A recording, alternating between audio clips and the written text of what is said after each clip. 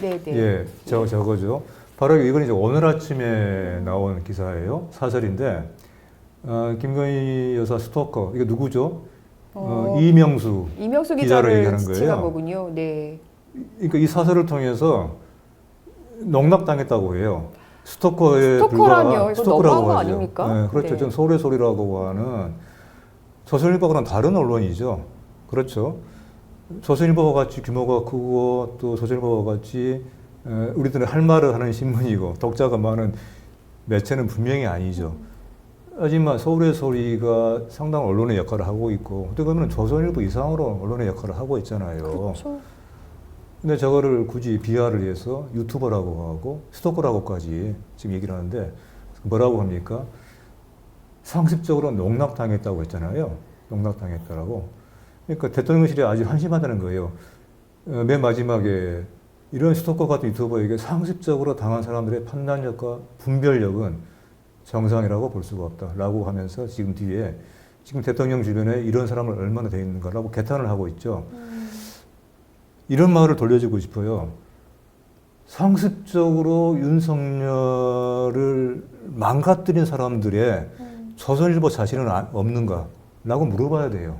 판단력과 분별력을 망친 사람들 중에 네. 조선일보 당신들 자신은 없느냐라고 서로 자문을 해봐야 돼요. 그리고 얼마나 더 조선일보에 당할 것인지를 윤석열은 똑바로 알아야 돼요. 그러게요. 자신을 응원하고 비호하는 것 같으면서 사실은 망치는 거예요. 저런 식의 사설이. 예? 그러니까 조선일보가 지금 또 이제 좌파몰이를 하고 있는 거잖아요. 네. 그러니까 조선일보가 제일 잘하는 게 좌파몰이.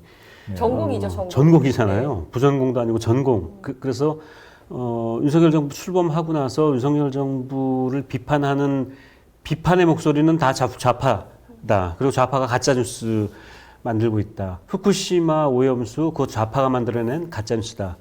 민노총 좌파 뭐 하면서 또 공격을 하고 늘 이런 식으로 했지 않습니까?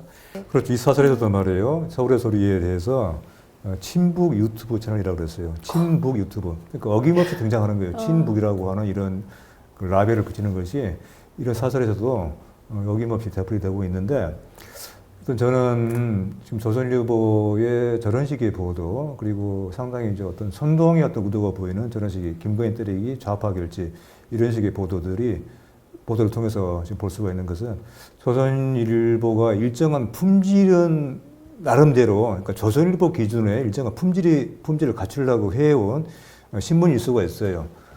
그러니까 아무리 극우적이고 또 그 아주 잘못된 시각으로 사실을 왜곡하고 하더라도 어떤 일관성 같은 것이 또 대체로 있어 온 측면이 있거든요. 근데 지금 이제 그런 어떤 그 일관성을 보여주기가 매우 어려운 상황이에요.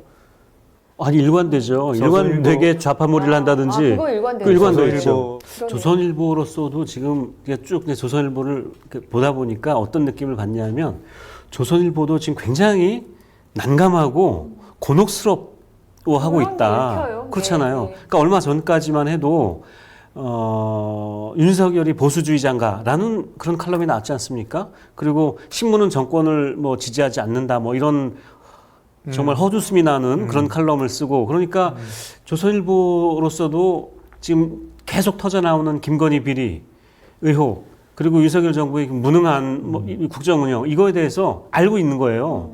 그러니까 굉장히 곤혹스러운 거예요. 특히 김건희 씨의 비리는 계속 나오고 있으니까 며칠 전까지만 해도 그 조선일보가 제일 앞장서서 어떤 주장을 했냐면은 빨리 김건희 씨가 사과하고 이거 매듭 짓자 이런 사설을 썼거든요. 그 사설이 나오고 나서 다른 매체들도 다 비슷한 사설을 썼고 그래서 우리가 조선일보와 그 아류신문들이라고 하죠. 어떤 그 여론을 조선일보가 이제 주도를 지금까지 해왔는데 난감한 거예요. 이거는 매일 아침에 눈 뜨고 나면은 어느 매체에서 김건희 무슨 뭐 의혹 이렇게 터져나오고 도저히 막을 수가 없다. 이제는 이렇게 지금 판단을 하고 있는 거죠. 조선일보도. 그러다 보니까 야 이거 어떻게 하면 좋으냐 하다가 이거밖에 없구나. 좌파몰이 해야겠다. 결국 다시 좌파로 간 거예요. 그런 가운데서 나오는 이런 보도들, 이런 식의 프레임 잡기 이런 게 결코 또 먹히지 않는 것은 아니에요.